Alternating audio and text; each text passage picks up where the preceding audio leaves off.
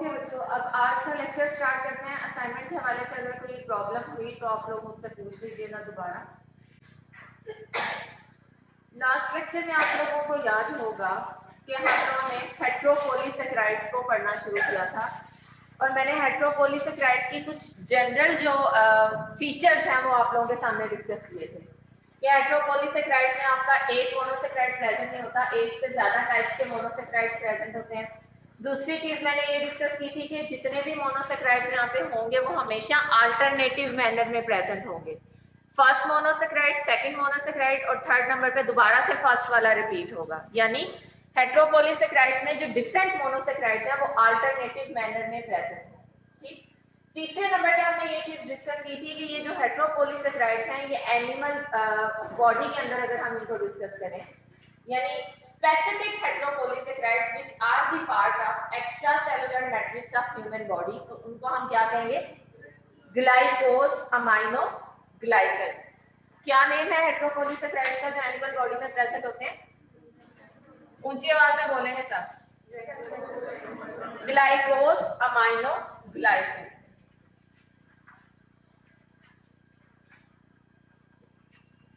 ग्लाइकोज amino ग्लाइकन्स में हमने discuss किया था कि हमारे पास जो डिफरेंट मोनोसेकेराइड्स होते हैं उन मोनोसेकेराइड में कम से कम जो आपकी एक मोनोसेकेराइड है वो अमाइनो शुगर होती है, विच मीन्स कि आपके पास इस मोनोसेकेराइड में ये मॉडिफाइड शुगर है ना।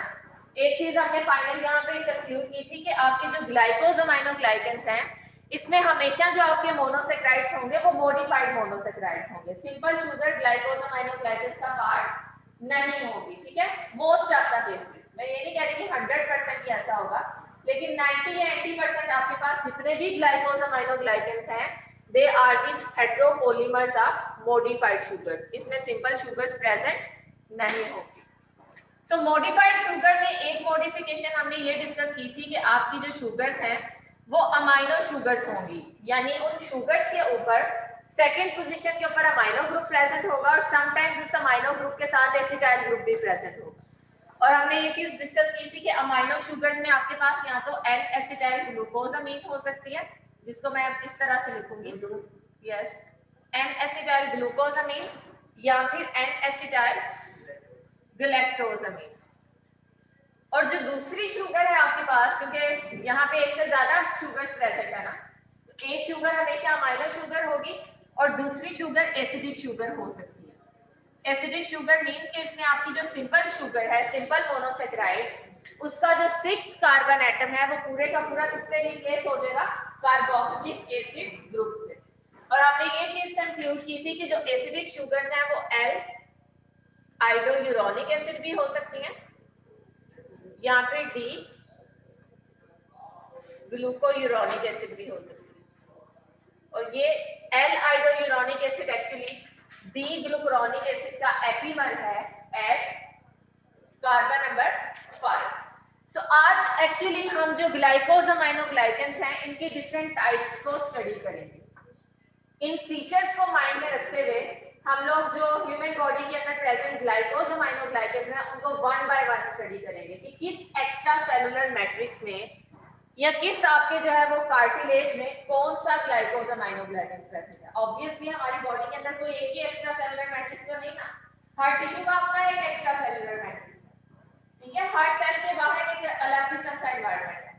So there are some glycose amino glycans which are present in specialized extracellular matrix. कुछ आई सेल्स में प्रेजेंट हो सकते हैं, कुछ आपकी ब्लड वेसल्स में प्रेजेंट हो सकते हैं, कुछ बोन्स के अराउंड प्रेजेंट हो सकते हैं, कुछ हेयर्स में प्रेजेंट हो सकते हैं। सो हर एक्स्ट्रा सेलुलर मैट्रिक्स में प्रेजेंट ग्लाइकोज अमाइनो ग्लाइकन्स दूसरे ग्लाइकोज अमाइनो ग्लाइकन से क्या हो सकते हैं? डिफरेंट हो सकते हैं। इनका एक्चुअली फंक्शन क्या होता है एक्स्ट्रा सेलुलर मैट्रिक्स में? सेल टू सेल एडहेजन, और इसके अलावा हमने देखा ना सिग्नलिंग, यानी न्यूट्रिएंट्स वगैरह प्रोवाइड करता है, डिफरेंट सिग्नल्स प्रोवाइड करता है। और जो आपके यहाँ पे प्रेजेंट हेट्रोपोलीसेकेराइड्स हैं वो एक सेल को दूसरे सेल के साथ फ्यूज करके भी रखते हैं, एडहियर करके रखते हैं। सो एक्स्ट्रा सेलुलर मैट्रिक्स में हेट्रोपोलीसेकेराइड्स के बेनिफिट्स ये हैं कि ये एडहेजन प्रोवाइड करेंगे और ये सिग्नलिंग का काम करेंगे, न्यूट्रिएंट्स वगैरह की सप्लाई करेंगे और इन हेट्रोपॉलीसेकेराइड्स को हम क्या कहते हैं? ग्लाइकोज अमाइनो ग्लाइकेन। सो आज के लेक्चर में हम लोग डिफरेंट ग्लाइकोज अमाइनो ग्लाइकेन को डिस्कस करेंगे।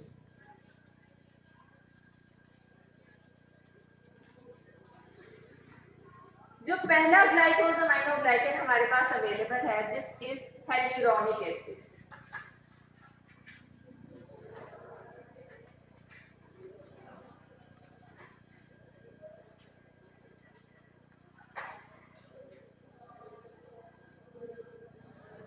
चूंकि ये हेट्रोपॉलीसेकेराइड है तो हम लोग फर्स्ट ऑफ ऑल इसकी जो मोनोसेकेराइड्स हैं उनसे स्टार्ट करेंगे कि इसमें कौन कौन से मोनोसेकेराइड्स प्रेजेंट है, इनकी आइडेंटिटी क्या है, और उसके बाद हम इसके जो टिश्यूज हैं कि कौन से टिश्यूज के एक्स्ट्रा सेलुलर मैट्रिक्स में ये प्रेजेंट होता है उसको डिस्कस करेंगे।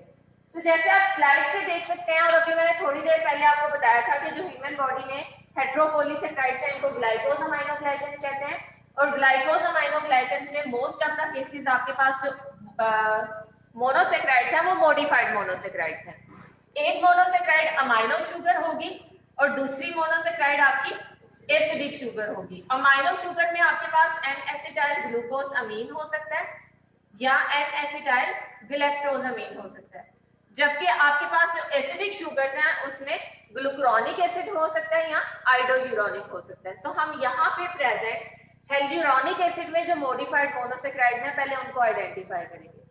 जैसे आप लोग यहाँ स्ट्रक्चर से देख सकते हैं कि आपके पास इस हेट्रोपॉलीसेकेराइड में, इस ग्लाइकोज अमाइनो ग्लाइकेन में जो एसिडिक शुगर है वो ग्लूकुरोनिक एसिड है। ठीक है, ग्लूकोज का स्ट्रक्चर है, यहाँ पे ग्लूकोज कौन सी फॉर्म में? बीटा फॉर्म में। और इस बीटा ग्लूकोज का जो कार्बन नंबर 6 है वो किससे रिप्लेस हो चुका है? कार्बोक्सिलिक एसिड ग्रुप से। तो इस केस में आप कह सकते हैं कि आपके पास जो पहला कंपोनेंट है, this component is actually an acidic sugar, और एसिडिक शुगर ये कौन सी है? ग्लूकुरोनिक एसिड। यही मैंने बताया ना कि एसिडिक शुगर से आपके पास दो ऑप्शंस हैं, या तो आपके पास ग्लूकोयूरोनिक एसिड हो सकता है या फिर आइडोयूरोनिक एसिड हो सकता है। तो इस केस में आपके पास जो एसिडिक कंपोनेंट है वो ग्लूकुरोनिक एसिड है, और जो अमाइनो शुगर प्रेजेंट है वो आप देख सकते हैं, amino sugar is N-acetyl glucosamine. So acidic component is glucuronic acid and amino component is N-acetyl glucosamine. और ये दोनों एक दूसरे के साथ लिंक्ड है, किस लिंकेज के through? Beta 1,3 glycosidic bond. So अब मैं इन दोनों शुगर्स को यहाँ पे लिख के इनका जो बॉन्ड है वो आप लोगों के सामने डिस्कस करूंगा। सो फर्स्ट ऑफ ऑल आपके पास जो पहला कंपोनेंट है वो ग्लूकुरोनिक एसिड है, बिकॉज ग्लूकुरोनिक एसिड अपना anomeric carbon glycosidic bond formation में यूज करता है, और हम हमेशा उस शुगर को पहले लिखते हैं ना जो अपना एनोमेरिक कार्बन यूज करती है। सो पहले आपने किसका स्ट्रक्चर लिखना है? ग्लूकुरोनिक एसिड का। सो अगर आप लोगों को ग्लूकोज के स्ट्रक्चर का आइडिया है तो आप सिंपली वही लिंक यहाँ पे ड्रॉ करोगे, और चूंकि ये कौन सी अपनी एनोमेरिक फॉर्म में है? बीटा एनोमेरिक फॉर्म में है ना, तो यहाँ पे हम OH ग्रुप को अपवर्ड लिखेंगे। अभी मैं बॉन्ड्स ड्रॉ नहीं करती।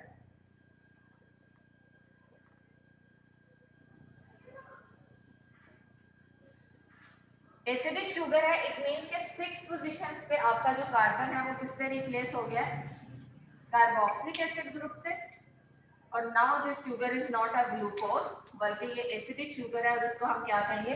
ग्लूकुरोनिक acid. So GLC for glucose and A for acid, glucuronic acid. ठीक है, पहले तो हमने मोनोसेकेराइड में जिस तरह था उसमें तो हमने ग्लूकोयूरोनेट का नाम दिया था ना, जब ये यहाँ पर रिप्लेस हो। बिल्कुल, ग्लूकोयूरोनिक एसिड या ग्लूकोयूरोनेट एक ही बात है, जैसे एसिडिक एसिड या एसिडेट। ठीक है, ओके। सो ये ग्लूकुरोनिक एसिड या ग्लूकोयूरोनेट आपका पहला कंपोनेंट है, और दूसरा कंपोनेंट आपका कौन सा है? दूसरा कंपोनेंट कौन सा है? N-acetyl glucosamine. यानी ये एसिडिक शुगर है और अब हम अमाइनो शुगर को लिखने लगे। तो अमाइनो शुगर में भी आपका ग्लूकोज प्रेजेंट है ना, और उस ग्लूकोज की पहले एमिनेशन हुई होगी, अमाइनो ग्रुप अटैच हुआ होगा, और उसके बाद उसके ऊपर कौन सा ग्रुप होगा? एसिटाइल ग्रुप होगा। और अगर इस ग्लूकोज को आप स्लाइड से ऑब्जर्व करें तो ये भी अपनी कौन सी एनोमेरिक फॉर्म में? बीटा फॉर्म के अंदर प्रेजेंट है। सो हम इस चीज को भी यहाँ पे देख लेते हैं। और इसके स्ट्रक्चर को भी ड्रॉ कर लेते हैं। अगेन आप एक बीटा ग्लूकोज ड्रॉ करोगे।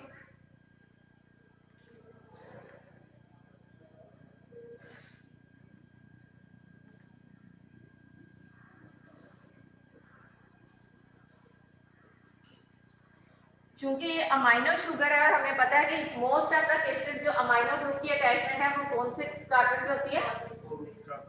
कार्बन नंबर 2 पे, सेकंड कार्बन पे। तो आपका ये जो सेकंड कार्बन है यहाँ पे पहले अमाइनो ग्रुप अटैच होगा और उसके बाद इस अमाइनो ग्रुप में से जो एक हाइड्रोजन है वो रिप्लेस हो जाएगा विद दी एसिटाइल ग्रुप। तो यहाँ पे आपके पास इस अमाइनो ग्रुप के साथ नेक्स्ट कौन सा ग्रुप अटैच हो जाएगा? acetyl group. So now this glucose is actually an acetyl glucosamine, यानी glucose GLC. N stands for addition of amino group and AC for acetyl group. So this is an acetyl glucosamine. ठीक है? So इन दोनों sugars को हमने लिख दिया। अब जैसे मैंने आपको कहा है कि आपके पास जो हेटेरोपॉलीसेक्राइड्स हैं इनमें जो आपके डिफरेंट मोनोसेक्राइड्स हैं वो अल्टरनेटिव मैनर में एक दूसरे से क्या होते हैं? रिपीट होते हैं। इसका मतलब है अगर पहला मोनोसेक्राइड ग्लूकुरोनिक एसिड है, दूसरा मोनोसेक्राइड एन एसिटाइल ग्लूकोजामीन है, तो थर्ड पे कौन सा मोनोसेक्राइड आना चाहिए? ग्लूकुरोनिक एसिड। सो मैं यहाँ पे ग्लूकुरोनिक एसिड का स्ट्रक्चर भी लिख देंगे। स्लाइड्स में नहीं है लेकिन एक प्रैक्टिस के लिए आप लोग इसको भी कंसीडर करें।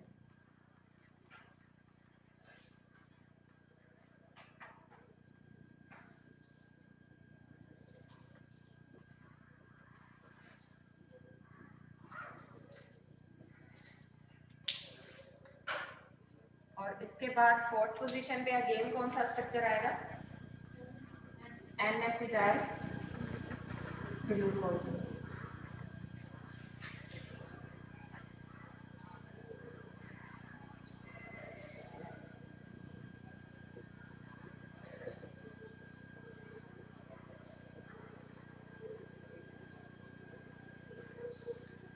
So again glucuronic acid and N-acetyl glucosamine. हमें इस हेटेरोपॉलीसेक्राइड्स में प्रेजेंट मॉडिफाइड मोनोसेक्राइड्स का तो पता चल गया, उनकी आइडेंटिटी हमने देख ली। अब हम ये चीज देखेंगे कि इनमें कौन से लिंकेजेस प्रेजेंट होते हैं। जो आपके दो डिफरेंट मोनोसेक्राइड्स हैं ये आपस में बीटा 1,3 ग्लाइकोसिडिक बॉन्ड के थ्रू लिंक्ड है। लाइक आपका जो ग्लूकुरोनिक एसिड है इसका कार्बन नंबर 1 और यहाँ पे जो आपका एन एसिटाइल ग्लूकोजामीन है इसका कार्बन नंबर 3, ये यहाँ पे ग्लाइकोसिडिक बॉन्ड फॉर्मेशन में यूज है। इसी तरह से आपका जो नेक्स्ट डायसेक्राइड होगा यानी उसके बाद दोबारा से जब ग्लूकुरोनिक एसिड और एन एसिटाइल ग्लूकोजामीन एक दूसरे को अप्रोच करेंगे, इस केस में भी आपका कार्बन नंबर 1 और carbon number 3 glycosidic bond formation में बॉन्ड। तो पहले हम इन दोनों मोनोसेक्राइड्स के दरमियान बनने वाले बॉन्ड को देख लेते हैं और उसके बाद हम इन दोनों का जो आपस में कनेक्शन है उसको डिस्कस करेंगे। ठीक है? तो इस केस में ये दोनों मोनोसेक्राइड्स इस तरह से लिंक अप होंगे। This is beta 1,3 glycosidic bond और यहाँ पे भी आपका जो लिंकेज होगा, अब मैं प्लस का साइन हटा रही हूँ बिकॉज इस केस में आपके पास यहाँ पे ये लिंक हो चुके हैं with the specific bond beta 1,3। ये एक डायसेक्राइड मैंने ड्रॉ किया, ये दूसरा डायसेक्राइड। अब इन दोनों ने आपस में जिस बॉन्ड के थ्रू लिंक होना है वो बीटा 1,3 नहीं है, बल्कि इस केस में जो बॉन्ड है इट इज बीटा 1,4।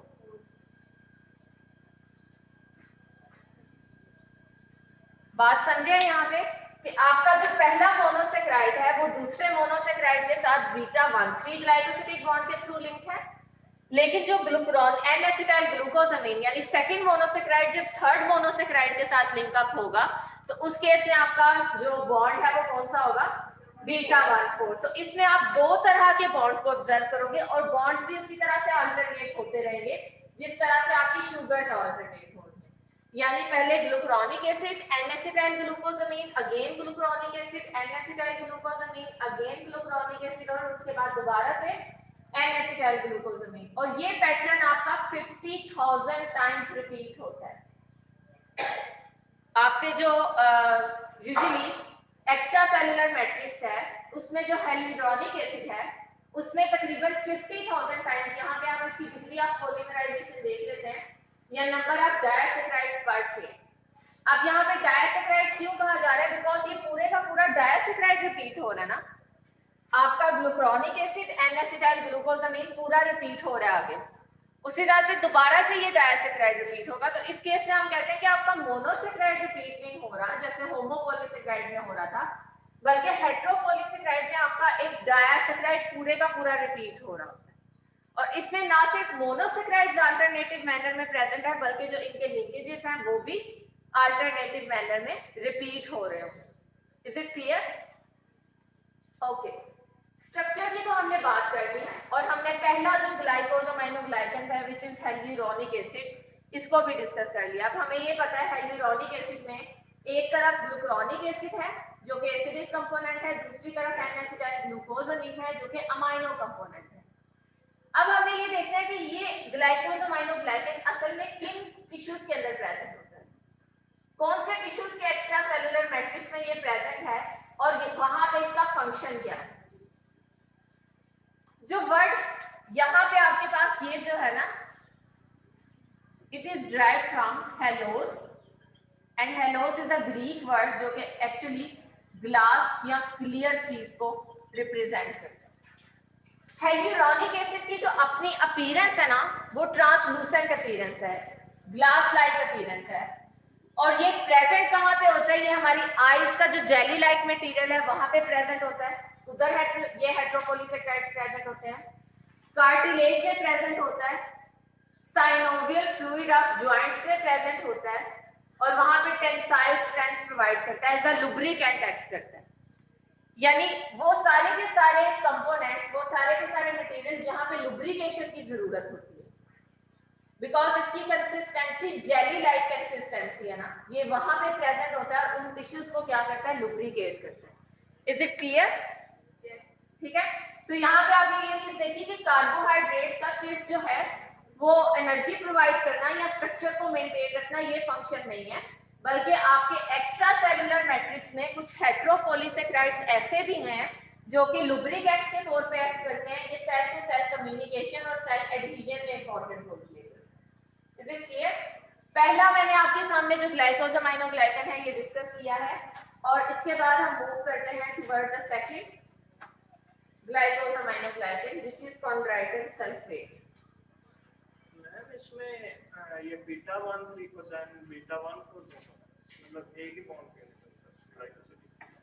क्योंकि इसमें एक ही तरह का मोनोसैकराइड है, डिफरेंट मोनोसैकराइड्स रिपीट हो रहे हैं और उनके कनेक्शन के लिए आपको डिफरेंट लिंकेजेस भी रिक्वायर्ड है। कंप्लीट डाइसैकराइड वो 1/4 से लिंक होगा दूसरे जी, कंप्लीट ये एक पूरा डाइसैकराइड दूसरे कंप्लीट डाइसैकराइड से 1/4 लिंक होगा। इंडिविजुअल मोनोसैकराइड के दरमियान बीटा 1,3 बॉन्ड। ओके, सेकंड जो आपके पास ग्लाइकोसोमाइनोग्लाइकन है दिस इज कॉन्ड्राइटिन सल्फेट।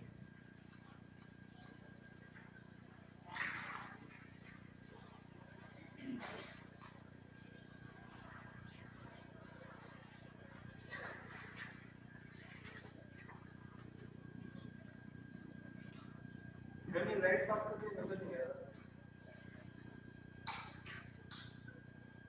ठीक है।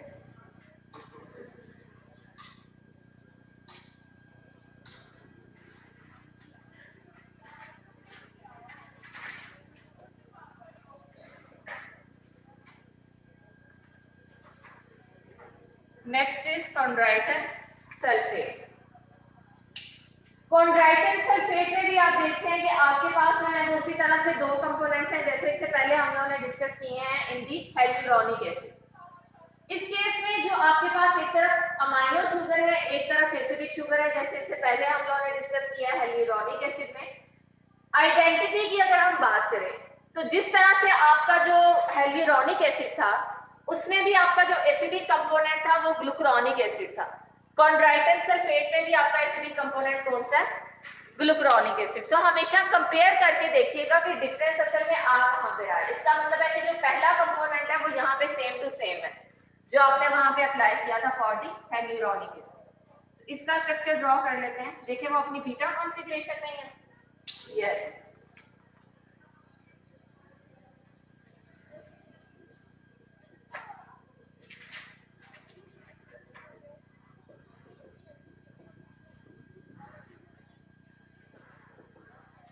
इस कंपोनेंट में तो किसी किस्म का कोई चेंज नहीं आया। दूसरा कंपोनेंट देख लेते हैं which is amino sugar. Okay, amino sugar में पहली चीज तो आप ये ऑब्जर्व करें कि यहाँ पे ग्लूकोज की एमिनेशन नहीं बल्कि किसकी एमिनेशन हुई है, गैलेक्टोज की। So galactose is a paired sugar जिसमें अमाइनो ग्रुप की अटैचमेंट हुई है at the second position. Then there is an attachment of sulphate group to this amino group, ठीक है। और फिर फोर्थ पोजीशन के ऊपर आपके पास जो है वो सॉरी एसिटेट ग्रुप का फोर्थ पोजीशन पे आपके पास कौन सा ग्रुप है, सल्फेट ग्रुप, यानी एन एसिटाइल गैलेक्टोजामीन तो है। वो कैसे बनता है ये अब आप लोगों को पता है कि गैलेक्टोज की पहले सेकंड पोजीशन पे अमाइनो ग्रुप जाएगा और फिर अमाइनो ग्रुप का एक हाइड्रोजन रिप्लेस हो जाएगा विद द एसिटेट ग्रुप। तो इसको किसमें कन्वर्ट कर देगा, एन एसिटाइल, यहां तक अगर मैं बात करूं एन एसिटाइल गैलेक्टोज अमाइन। लेकिन यहाँ पे आपका जो N-एसिटाइल गैलेक्टोज अमाइन है ये फर्दर सल्फेटेड भी है। इसमें सल्फेट ग्रुप की भी अटैचमेंट हुई है और सल्फेट ग्रुप किस पोजीशन पे अटैच्ड है, फोर्थ पोजीशन पे। इट मींस कि हमारे पास कॉन्ड्राइटन सल्फेट एक ऐसा ग्लाइकोज अमाइनो ग्लाइकन है जो कि सल्फेटेड है और सल्फेट की वजह से इस पे नेगेटिव चार्ज आ रहा है। इस चीज को मैं दोबारा हाईलाइट करूंगी कि सल्फेट की अटैचमेंट से असल में इसके पास एक जो है वो स्पेसिफिक फीचर या प्रॉपर्टी आ जाती है जो कि इसे प्रोटीन्स के साथ इंटरेक्ट करने में हेल्प करती है, ठीक है। सो एसिडिक कंपोनेंट वही है आपके पास ग्लूकुरोनिक एसिड, और जो सेकंड कंपोनेंट है आपके पास अमाइनो शुगर का, इस कंपोनेंट की अगर हम बात करें तो यहाँ पे फर्स्ट ऑफ ऑल आपको गैलेक्टोज चाहिए। N acetyl galactose amine 4 sulphate है ना, तो अपने पेरेंट स्ट्रक्चर किसका ड्रॉ करना है, गैलेक्टोज का। चलिए फिर ड्रॉ करें गैलेक्टोज का स्ट्रक्चर। कॉन्फ़िगरेशन कौन सी रखनी है, बीटा। गैलेक्टोज का स्ट्रक्चर ड्रॉ किया, ग्लूकोज का स्ट्रक्चर ड्रॉ किया, और अगर मैं इस ग्लूकोज को गैलेक्टोज में कन्वर्ट करना चाहती हूँ तो मुझे फोर्थ पोजीशन के ऊपर OH को अपवर्ड रखना है और हाइड्रोजन को डाउनवर्ड रखना है, बिकॉज गैलेक्टोज और ग्लूकोज में सिर्फ एक ही चीज का डिफरेंस है ना कि ये फोर्थ पोजीशन के ऊपर एपिमर है। यही चीज थी सिर्फ, बस यही चीज का डिफरेंस था ना। ओके, सो अब यहाँ पे ये गैलेक्टोज है लेकिन हमें सिर्फ गैलेक्टोज नहीं चाहिए, हमें N acetyl galactose amine 4 sulphate required है। तो पहले सेकंड पोजीशन पे अमाइनो ग्रुप अटैच होगा, अमाइनो ग्रुप का एक हाइड्रोजन रिप्लेस हो जाएगा विद द एसिटेट ग्रुप, और फोर्थ पोजीशन पे हाइड्रोक्साइल ग्रुप की जगह कौन सा ग्रुप आ जाएगा, सल्फेट ग्रुप। सो अब आपके पास ये कौन सा स्ट्रक्चर है, N acetyl galactose amine 4 sulphate, ठीक है। सो अमाइनो शुगर में N acetyl galactose amine 4 sulphate है, जबकि एसिडिक शुगर में आपके कौन सा कंपोनेंट है, ग्लूकुरोनिक एसिड। अब उसी तरह से अगर मैं थर्ड पोजीशन पे लिखूं तो अगेन कौन सा मोनोसेक्राइड आएगा, acidic sugar which is glucuronic acid.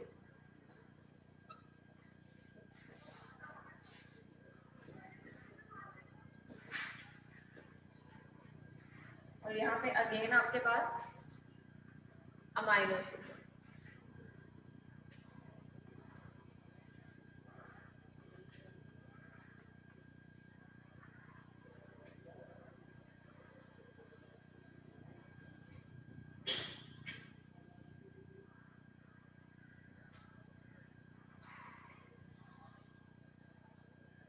ठीक है, तो अब हम इनके दरमियान बॉन्ड्स को भी ऑब्जर्व कर लेते हैं। अब यहाँ पे हमने एक चीज पहले इसको हेल्यूरोनिक एसिड के साथ अगर कंपेयर करें तो हमने एक चीज देखी कि इसमें सिर्फ एक शुगर आइडेंटिकल है हेल्यूरोनिक एसिड के, और वो कौन सी शुगर है, ग्लूकुरोनिक एसिड। जो बच्चे पीछे बैठे हैं स्ट्रक्चर विजिबल है, ओके, ग्लूकुरोनिक एसिड। दूसरी अमाइनो शुगर डिफरेंट है। एक और सिमिलैरिटी हम यहाँ पे देखते हैं कि आपके जो लिंकेजेस हैं वो भी सिमिलर है।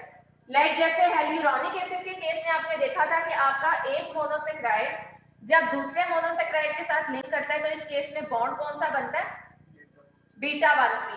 तो यहाँ पे भी आपका जो बॉन्ड बनेगा वो बीटा 1,3 ग्लाइकोसिडिक बॉन्ड होगा बिटवीन टू मोनोसेक्राइड्स। लेकिन जब एक डायसेक्राइड दूसरे डायसेक्राइड के साथ लिंक करेगा तो इस केस में बॉन्ड कौन सा होगा? Beta 1,4। like this is one disaccharide and this is second disaccharide। अब इन डायसेक्राइड्स को जब एक दूसरे के साथ लिंक करना है तो इस केस में आपकी ये जो शुगर है इसका कार्बन नंबर 1 और यहाँ से कार्बन नंबर 4 यानी बीटा 1,4 ग्लाइकोसिडिक बॉन्ड के थ्रू ये लिंक्ड होंगे। सो लिंकेजेस इनके सेम है जैसे हेल्यूरोनिक एसिड में थे, लेकिन सिर्फ और सिर्फ जो एक शुगर है वो कौन सी शुगर है? अमाइनो शुगर है ना, वो इस केस में डिफरेंट है। ओके अब कॉन्ड्राइटन सल्फेट में मैंने आप लोगों को एक चीज बताई है कि सल्फर ग्रुप की अटैचमेंट की वजह से इसमें एक खास प्रॉपर्टी आ सकती है। लाइक ऐसी सारी की सारी प्रोटीन्स जिनमें पॉजिटिव चार्ज होता है ये उनके साथ इलेक्ट्रोस्टैटिक इंटरेक्शन डेवलप कर सकती है। सपोज एक सेल की सरफेस के ऊपर आपके पास कॉन्ड्राइटन सल्फेट प्रेजेंट है और दूसरे सेल की सरफेस के ऊपर कोई ऐसी प्रोटीन्स हैं, बिकॉज प्लाज्मा मेम्ब्रेन में लिपिड बाइलेयर के साथ प्रोटीन्स भी प्रेजेंट होती है ना। एक सेल की सरफेस पे अगर कॉन्ड्राइटन सल्फेट है, दूसरे सेल की सरफेस पे कोई पॉजिटिवली चार्ज प्रोटीन है, तो दोनों के दरमियान इलेक्ट्रोस्टैटिक इंटरेक्शंस डेवलप हो सकती है ना। तो इस तरह से एक सेल दूसरे सेल के साथ एडहियर कर सकता है, या आपके जो कार्बोहाइड्रेट्स हैं वो प्रोटीन्स के साथ क्या कर सकते हैं? इंटरैक्ट कर सकते हैं। सो जितनी भी आपकी सल्फेटेड हेटेरोपॉलीसेकेराइड्स होंगे वो इलेक्ट्रोस्टैटिक इंटरेक्शंस के थ्रू प्रोटीन्स के साथ क्या करते हैं? इंटरेक्शंस डेवलप करते हैं। Is it clear?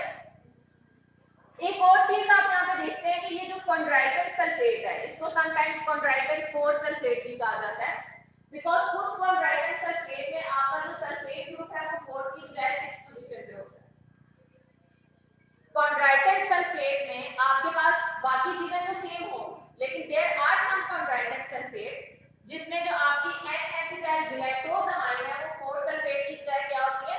6 सल्फेट। सो होगी वो भी आपके पास कॉन्ड्राइटन सल्फेट ही, बिकॉज उसमें दोनों शुगर सेम है, लेकिन सिर्फ और सिर्फ किस चीज का डिफरेंस आएगा?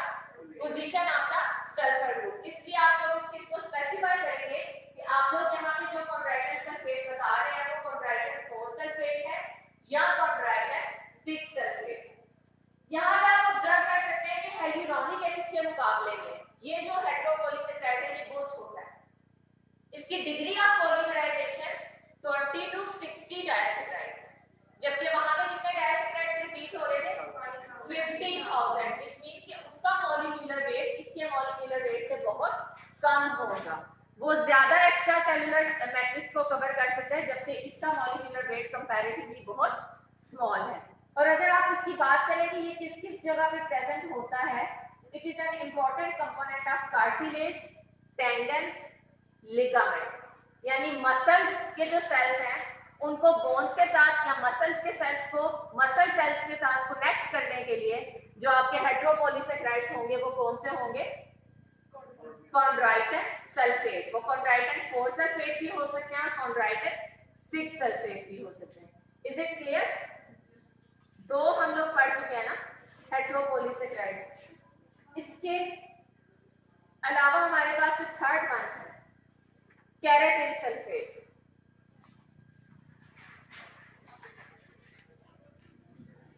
केराटिन सल्फेट भी एक सल्फेटेड हेटेरोपॉलीसेकेराइड होगी, ठीक है? हेल्यूरोनिक एसिड सल्फेटेड नहीं है।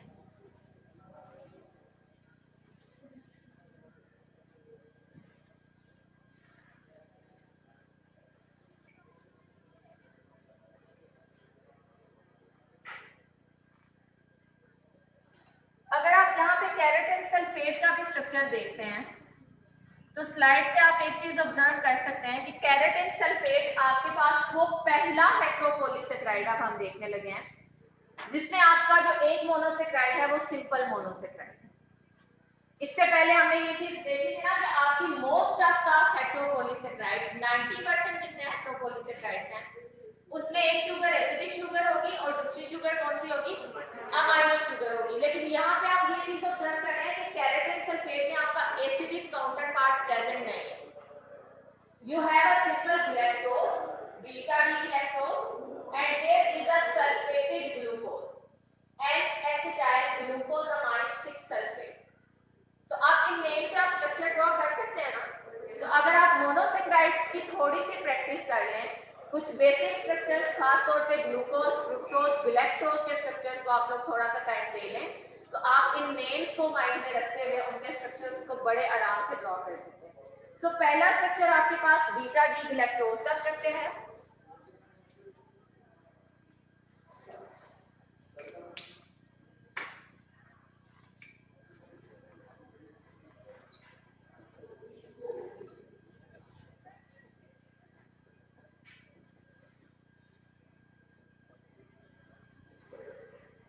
और दूसरा स्ट्रक्चर आपके पास है N-acetyl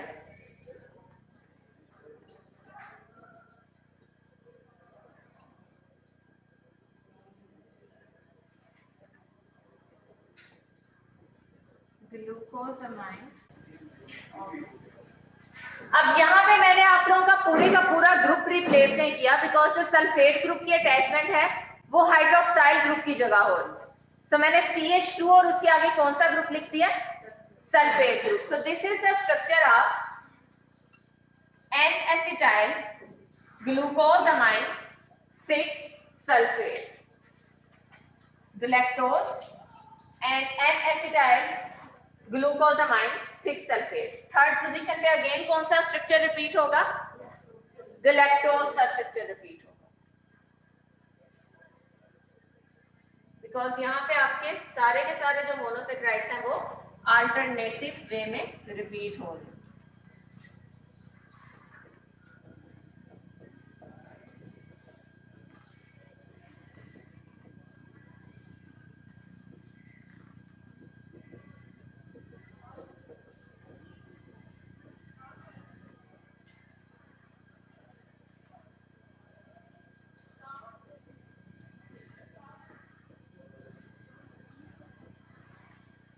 ओके, अब आप लिंकेजेस को अगर ऑब्जर्व करते हैं तो यहाँ पे क्या वही लिंकेजेस प्रेजेंट है जो इससे पहले आप देखते हैं या कुछ डिफरेंस है? डिफरेंस है. यहाँ पे आपके लिंकेजेस स्विच कर चुके हैं. आपके पास जो दो मोनोसेक्राइड्स हैं, पहले हम ये देख रहे थे कि आपके पास जो कॉन्ड्राइटन सल्फेट है और हेल्यूरोनिक एसिड, उसमें जो दो मोनोसेक्राइड्स हैं उनके दरमियान बीटा 1,3 लिंकेज था और जो डाइसेक्राइड्स थे उनके दरमियान कौन सा लिंकेज था? बीटा 1,4. जबकि यहाँ पे आप ये चीज ऑब्जर्व कर रहे हैं कि आपके जो दो मोनोसेक्राइड्स हैं इनमें कौन सा लिंकेज प्रेजेंट है? बीटा 1,4. और डाइसेक्राइड्स के दरमियान कौन सा लिंकेज है? Beta 1,3 glycosidic bond.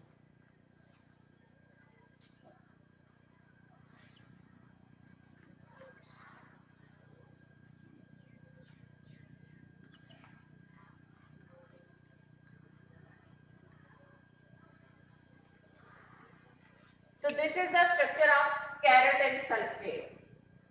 Keratin sulfate जैसे आप लोगों को नाम से पता चल रहा है कि ये आपके जो वो सारे के सारे टिश्यूज जिसमें केराटिन प्रेजेंट है, लाइक आपके हेयर हो गए, नेल्स हो गए, इसके अलावा आपके जितने भी टेंडन्स हैं, हॉर्न्स लाइक स्ट्रक्चर्स हैं, उसमें ये प्रेजेंट होगा. ठीक है. सो केराटिन सल्फेट भी एक सल्फेटेड हेटेरोपॉलीसेक्राइड है और इसमें भी इलेक्ट्रोस्टैटिक इंटरैक्शंस के थ्रू जो है वो प्रोटीन्स और कार्बोहाइड्रेट्स के दरमियान लिंकेजेस डेवलप हो सकते हैं. सो अभी तक आपने जो 3 ग्लाइकोजामाइनोग्लाइकेंस पढ़े हैं उसमें से 2 सल्फेटिक हैं और एक आपने जो है वो सिंपल हेल्यूरोनिक एसिड को डिस्कस किया है, जिसमें आपने ये चीज देखी है कि अभी तक जो मॉलिक्यूलर वेट है वो सबसे ज्यादा किसका था?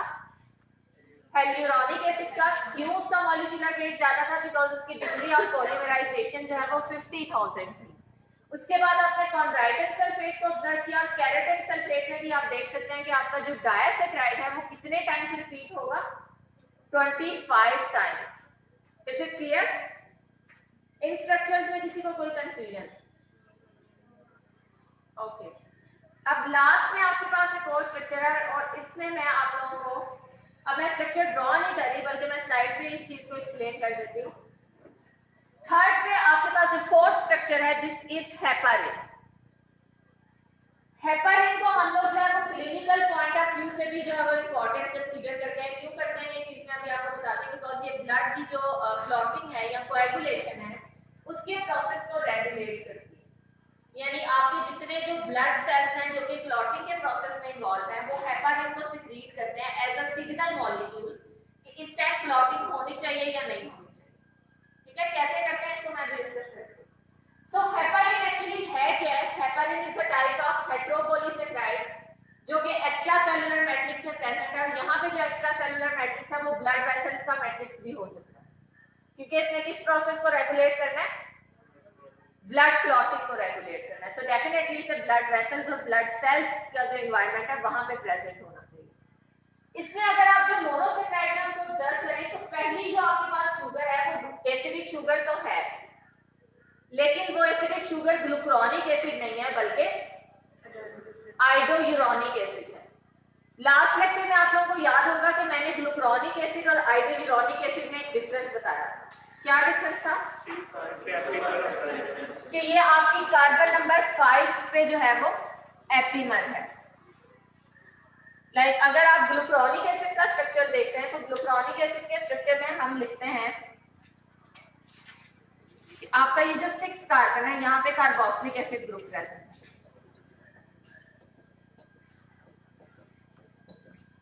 This is beta D glucuronic acid. अगर आपने इससे आइडोयूरोनिक एसिड लिखना है तो आप सिंपली क्या करेंगे? 5th पोजीशन पे जो ग्रुप्स है उनकी पोजीशन को क्या कर देंगे? इन्वर्ट कर देंगे, चेंज कर देंगे।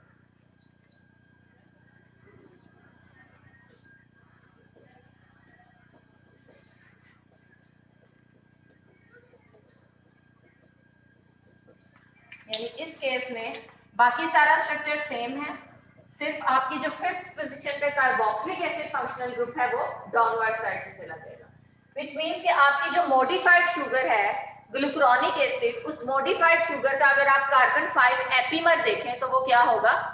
आइडोयूरोनिक एसिड। अब हेपारिन के केस में आपके पास आइडोयूरोनिक एसिड प्रेजेंट नहीं है, बल्कि आइडोयूरोनिक एसिड इटसेल्फ सल्फेटेड भी है। और सल्फर कहां पे अटैच है? कार्बन नंबर 2 पे। सो आपको अगर हेपारिन का स्ट्रक्चर देखना है तो आपको सिर्फ आइडोयूरोनिक एसिड रिक्वायर्ड नहीं है, बल्कि आइडोयूरोनिक एसिड 2 सल्फेट। ये आपकी एसिडिक शुगर होगी, और एसिडिक शुगर इस टाइम सिर्फ एसिडिक शुगर नहीं है बल्कि एसिडिक भी है और सल्फेटेड भी है। और सेकंड कंपोनेंट अगर आप देखते हैं तो इस केस में आपके पास जो है वो ग्लूकोज प्रेजेंट है। ग्लूकोज की आप यहाँ पे अगर इस नेम को देखें तो ग्लूकोज की एमिनेशन हुई है, व्हिच मींस कि ग्लूकोज की सेकंड पोजीशन पे कौन सा ग्रुप होगा? अमाइनो ग्रुप होगा। एमिनेशन के बाद there is a sulphation. Sulphation is at carbon number 3 and carbon number 6। ठीक है, तो आप देख सकते हैं कि आपके पास यहाँ पे glucose and then amino group. Amino group is except sulphated. यहाँ पे अगर आप ऑब्जर्व करें, इससे पहले हम जो स्ट्रक्चर्स लिखते थे, ड्रॉ करते थे, लाइक ये वाला जो स्ट्रक्चर है, तो इसमें आपका जो ग्लूकोज है, इसके बाद हम इसको इस तरह से रिप्रेजेंट करते थे ना कि glucose is aminated and then acetylated, which means कि आपके ग्लूकोज के ऊपर पहले अमाइनो ग्रुप की अटैचमेंट हुई है और उसके बाद वहां पे कौन सा ग्रुप अटैच हुआ है? एसिटाइल ग्रुप अटैच हुआ है। लेकिन इस पर्टिकुलर स्ट्रक्चर के अंदर आपका जो ग्लूकोज है उस पे अमाइनो ग्रुप की अटैचमेंट के बाद अमाइनो ग्रुप का जो एक हाइड्रोजन एटम है उस पे एसिटेट ग्रुप आके अटैच नहीं होगा, बल्कि कौन सा ग्रुप अटैच होगा? Sulphate group. तो आप इसे कह सकते हैं कि this time this is glucose, glucose की अमाइनेशन, एंड अमाइनेशन के फौरन बाद यहाँ पे क्या है? सल्फेशन। सल्फेशन सिर्फ यहाँ पे नहीं रुकी बल्कि 3rd पोजीशन पे भी एक सल्फेट है और 6th पोजीशन पे भी एक सल्फेट है। This is the 6th carbon. ठीक है, सो ओरिजिनल आपके पास यहाँ पे अल्फा ग्लूकोज है। अल्फा ग्लूकोज में हाइड्रोजन अपवर्ड है, हाइड्रोक्साइल डाउनवर्ड है। अमाइनो ग्रुप की अटैचमेंट हमेशा सेकंड ग्रुप पे होती है।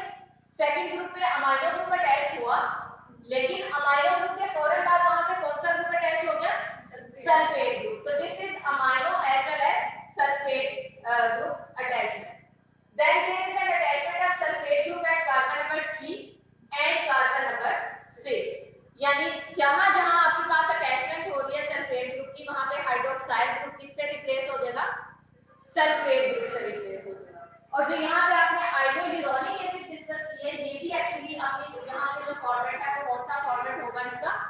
अल्फा फॉर्मेट होगा, बिकॉज हमने ये चीज डिस्कस की थी कि आपके पास जो आइसोयूरोनिक एसिड है, ये मैंने चीज बताई थी कि ये आपकी वाहिद वो आप कह लेंगे साइक्लिक शुगर है जो कि अपनी अल्फा फॉर्म के अंदर एग्जिस्ट करती है।